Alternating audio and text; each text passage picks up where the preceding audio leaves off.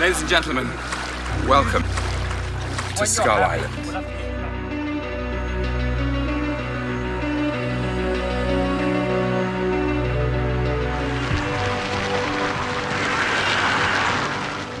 Skull Island essentially was the first cinematic destination. It's a place that feels like it could exist in our world, but it's heightened and it's surreal, and a big part of it is about trying to tap into the idea of myth in general. Jordan was very keen that Skull Island should be made up of places on this planet. He didn't want to recreate Skull Island in a studio with lots of green screen and paint the island in digitally. He wanted to go to real-world locations. Pretty great, man.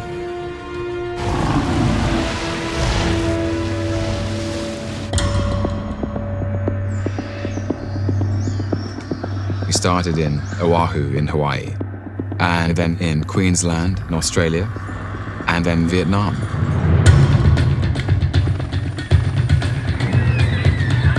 In order to create our Skull Island, we went all over the world to try and find places that you hadn't seen on screen before.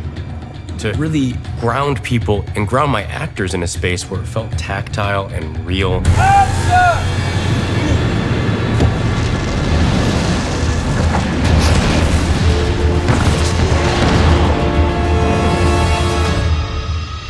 Fall back! Go, go! And it helps. You're not standing on a soundstage, but you're actually in the thick of the brush. You know, you're actually in the lake. You're by these places with real fire, real heat. Before you guys run, you're slowly walking away for a good 5 steps. You're still facing the fire. One of the things we're also getting here is a variety of flora and fauna and just visually places that don't look familiar to movie audiences in terms of geography and the otherworldliness of it. We're trying to get nature in its raw form and show the diversity of the island. As you continue to travel through it, you see the variations. And so it really was this plan to sort of take Hawaii and Australia and Vietnam, where you're taking fundamentally different aesthetics and looks and fusing them together into something that feels as vicious and beautiful and terrifying as Skull Island.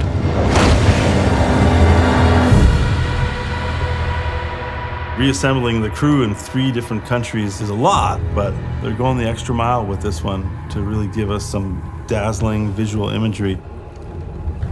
Hawaii is almost like a natural soundstage, and you take advantage of that. And then the trick to Hawaii is, well, everyone's shooting in Hawaii. How do you make it unique? What the hell is this place?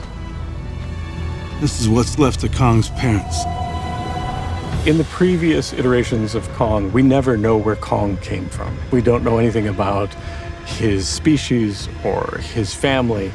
And the boneyard in this film is a way for us to kind of see what's happened before our characters have arrived at Skull Island. We see the remains of his parents. We see the remains of other creatures. We actually throw a little bit of an Easter egg in there in saying that there could have been dinosaurs at one time on this island. But it's basically a killing field. We were in Hawaii for like 2 months shooting sort of in these big valleys where the boneyard is, which is really, really amazing because you just look around you and it really puts you in that world. The boneyard was one of the most exciting things. It was immediately like, well, this is just a playground. This is scary on its face. We don't have to act a lot of this. It's a very unique, eerie feeling that when you're in it, you feel like something could happen at any moment.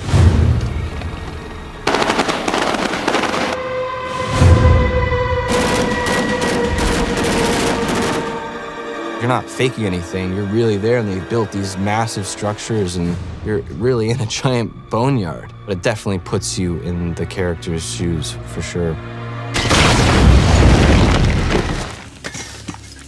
We have our A bones and our A pieces. They're sculpted and taken as far as we can take them. Then we have B bones and ribs that are just sculpted to be light and fabricated, moved around. Do we want to see this in any specific orientation? Just the fact that you see some ribs, like maybe like crest me out. We have a lot of cow, buffalo bones, then a lot of just random skeletons.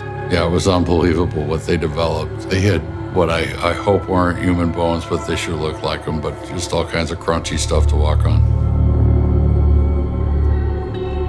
Wrapping out of Hawaii, and the King Kong bus moves happily to Australia.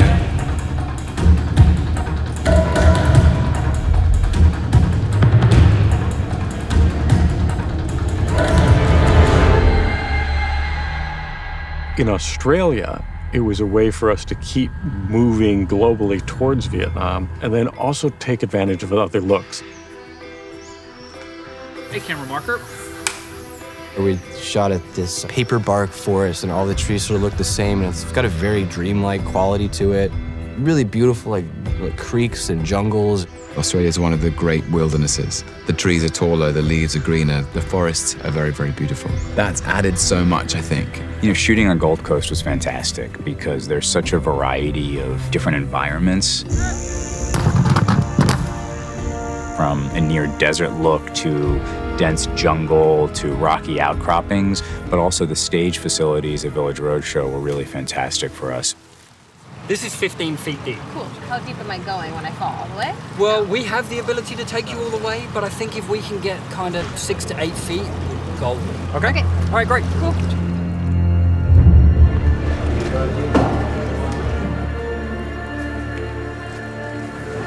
I'm Lieutenant Hank Marlowe, and these are my friends.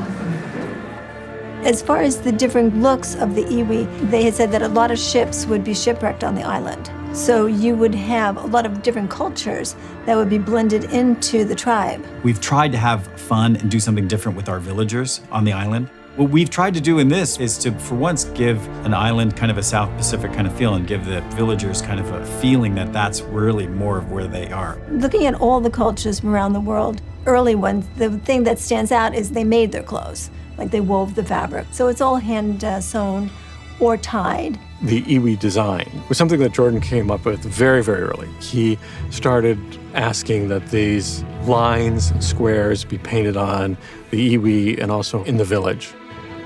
I'm just kind of obsessed with pixelated shapes. Those old sort of video game shapes and those hard edges and those 90-degree angles are just kind of embedded in me.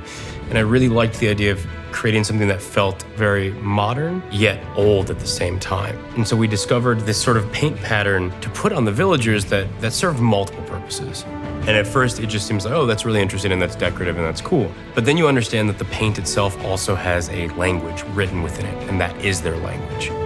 One of the ideas was, if you have this language and it's written on the village and you have it written on themselves, there could be a sense for camouflage. I think you want to do this neck and make sure that this is all done, so it looks like it goes off and then off into the... But when you first see the iwi, you don't see them, and then they reveal themselves when they step away from the wall of the village. Where it really works is in Australia. I think we need probably 25% more yellow on each of the guys. Something going across the leg and like even just like a little bit of that corner. On a day where we have our iwi villages working, you know, we had 70 makeup people working. They can come out and up, but the out one's short, the up one's long. It's time consuming, you know, in order to get that much work done to a performer in the amount of time that we're allotted. You know, we have 3 and 4 people working on one person. And there's quite a bit of detail involved in trying to get it to the level that the director and we all wanted to get. It's a lot of manpower to do something like that. You guys look amazing. All of you. She's like, hey. Just the sequence of the iwi sort of coming out of the walls was just so bizarre to shoot because you walk into the set and, you know, you really can't see all of them. Whoa! Behind you! Stop! Stop! Whoa! Stop! No, no need for that. Come on now. Everybody keep your wigs on now. We only see a hint of that Stone Age world when we first meet Marlowe, but the design and the story kind of flowed into Vietnam.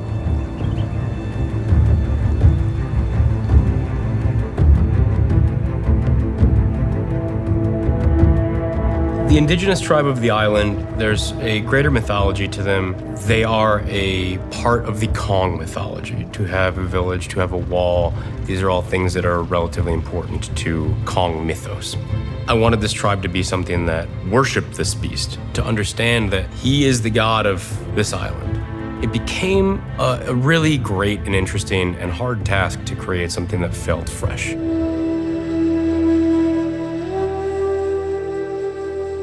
This is a film that's kind of about improvisation. So coming to Vietnam, you can't come with a full crew and say, okay, this is what we're going to build. This is what I packed up. This is what's being created over. We have the constraints in terms of like how we bring this equipment in here. So this village, for instance, was something we'd never really planned on building to this extent. When you see the walls and you think, oh, okay, the walls have a certain color palette and that's tying into how the huts were built, that's complete serendipity. I'd love to say, well, of course, this is what I'm going to do, and then I'm going to have my painter come in here. But it's really having a tremendous Vietnamese crew come in and go, these are actual materials, and this is how we would build it. And this looks beautiful. And the more we got, the more Jordan liked, the bigger the set got. And now I think the acreage on this set is larger than the boneyard. And that's just coming into a place, finding the honesty of what it has, in this case, the materials, the people, and building it. It grounds everything. It will really help when you bring Kong into an environment that's grounded and real.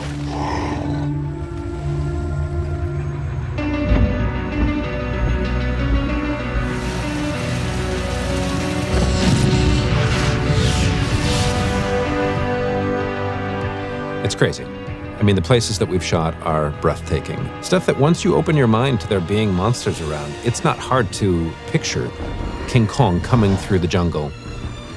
We're getting to see some beautiful places in the world that I would probably never see on my own or never kind of discover. It's a very specific world, but with all these different sort of environments all encompassed in one island, it's been amazing.